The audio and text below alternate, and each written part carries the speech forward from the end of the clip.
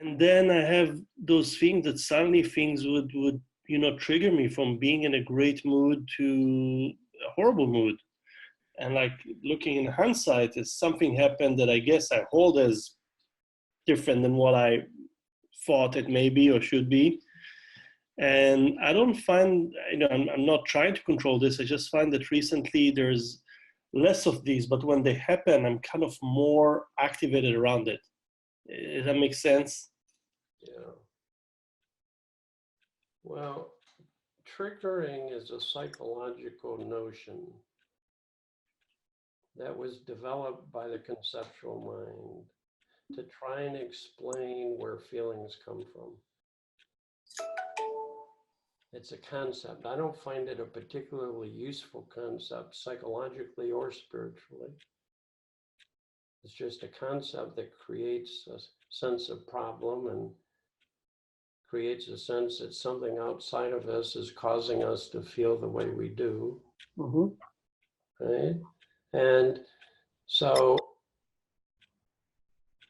the feeling itself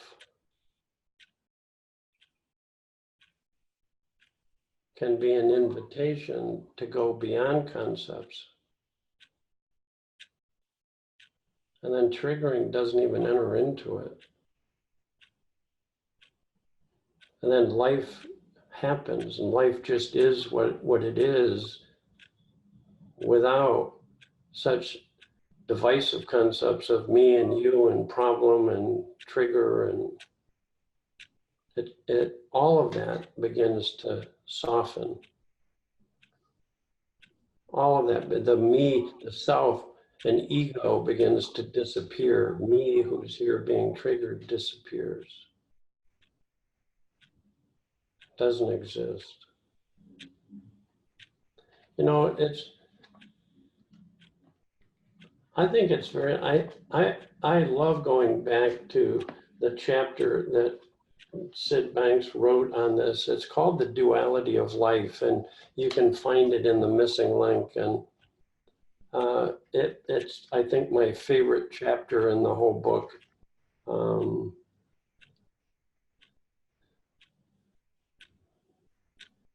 So triggering is a concept that's based on a very strong sense of the outside other and the inside me, and the outside other triggers something in me.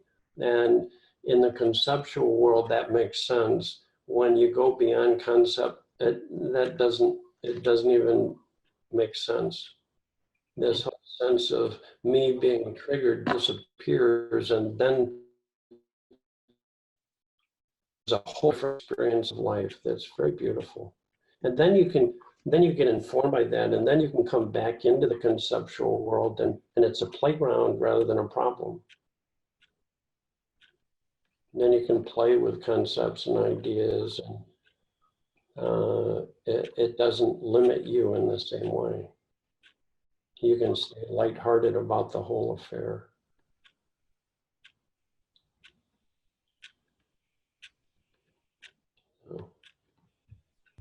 I know psychologically the word triggered has been used forever, but I think we're outgrowing that term. It just places, it creates an imaginary two and then places blame on the other. You've caused me to feel this way. And these are all just ideas.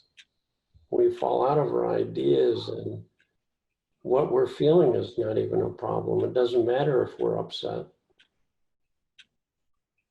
Right? If we're upset and thinking about it, it seems like it can be a problem. If you're upset and don't have any concepts about it, it's never a problem. It's seeing life as it is.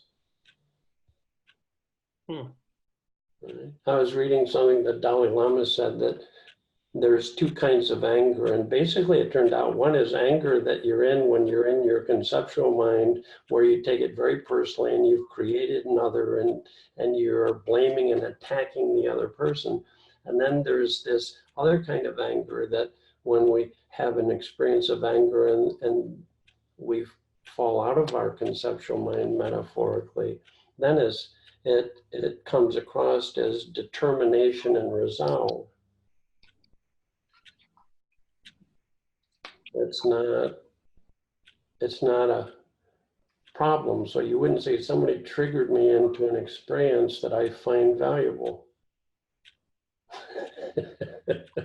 And if every experience is perfect as it is, but for our thinking, right? It becomes a different conversation then. So sometimes I have conversations with people about using their intellect wisely and enjoying the conceptual world, and other times there's another way in which the mind is used that is very, very different. What's problematic in one world is not problematic in the other. What's imperfect in one world is perfect in the other world.